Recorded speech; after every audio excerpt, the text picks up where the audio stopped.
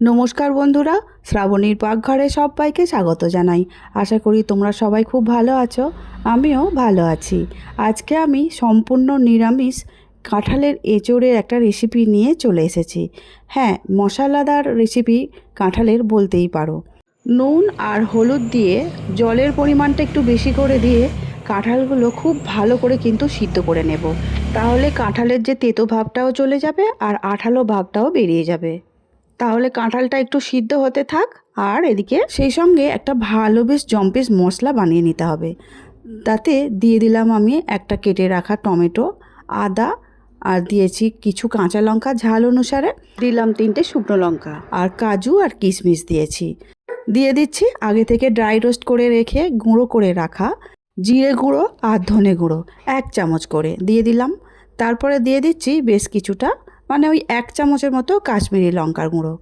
সব কিছু দেওয়া হয়ে গেছে। এবারে দিয়ে দিলাম অল্প গোটা গরম মশলা, যেমন 3টে এলাচ, 3টে লবঙ্গ, অল্প একটু ছোট্ট দেখে দারচিনি, সামান্য জায়ফল, জয়িত্রী, এইটা গোটা দিয়ে দিলাম। এর ওপরে দিয়ে দিলাম 2 চামচ টক দই। এবার সব কিছু একসঙ্গে দেওয়া হয়ে গেছে। খুব ভালো করে একটা স্মুথ পেস্ট বানিয়ে নিয়ে ফিরে আসছি। বন্ধুরা, এই মুহূর্তে তোমরা যারা আমার ভিডিও দেখছো, যদি এখনও সাবস্ক্রাইব করা না হয়ে থাকে, প্লিজ সাবস্ক্রাইব করে শ্রাবণীর পাকঘর চ্যানেলটির পাশে থেকে যাওয়ার অনুরোধ রইল।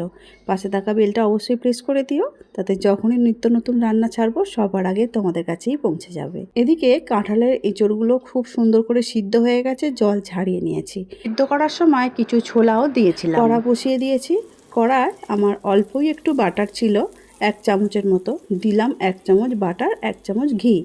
ঘি আর বাটার 2 চামচ দিয়েছি। এবারে ছোট ছোট করে আলু আগে থেকে কেটে রেখেছিলাম, সেই আলুগুলো আমি কড়ার মধ্যে দিয়ে দিলাম। আর হ্যাঁ, আমি কিন্তু এবারে নিজের পছন্দ মতো এঁচোড় ছোট্ট ছোট্ট করে কেটেছি। তোমরা চাইলে আমার থেকেও 1 সাইজ বড় করে এঁচোড় বা আলু কেটে নিতে পারো, এটা তোমাদের ইচ্ছা মতো।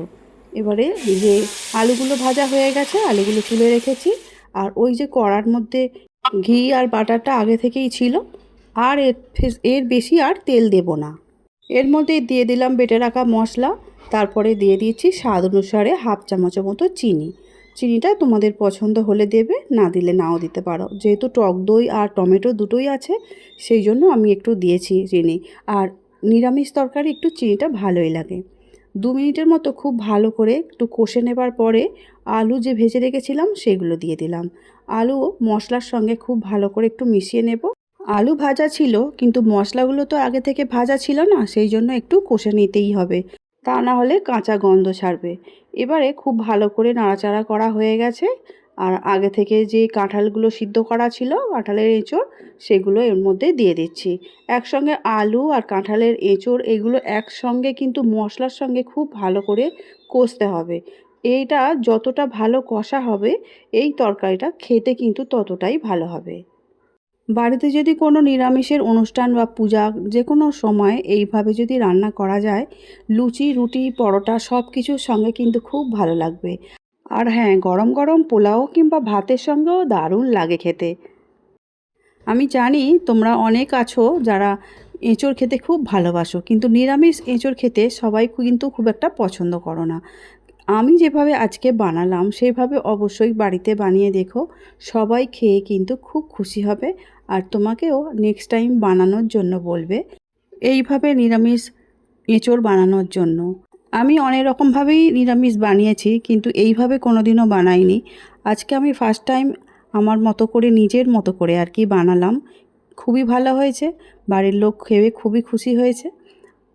আচ্ছা, ভালো করে নাড়াচাড়া করা হয়ে গেছে। এবারে ঢাকা দিয়ে দেব একদম 5 থেকে 7 মিনিটের জন্য।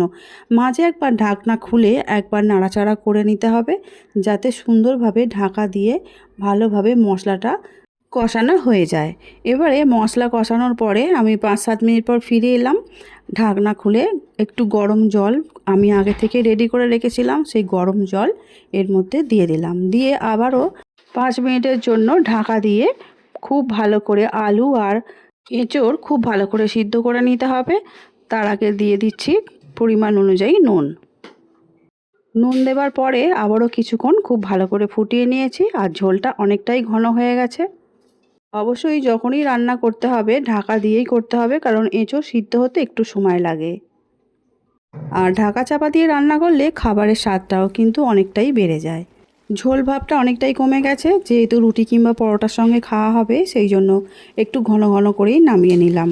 এখন কিন্তু রেডি হয়ে গেছে আমাদের মশলাদার নিরামিষ এঁচোড়ের রেসিপি। আজকের মতো আসছি, দেখা হবে অন্য দিন নতুন ভিডিও নিয়ে। সবাই খুব ভালো থাকবে, সুস্থ থাকবে। ভিডিওটি দেখার জন্য অসংখ্য ধন্যবাদ।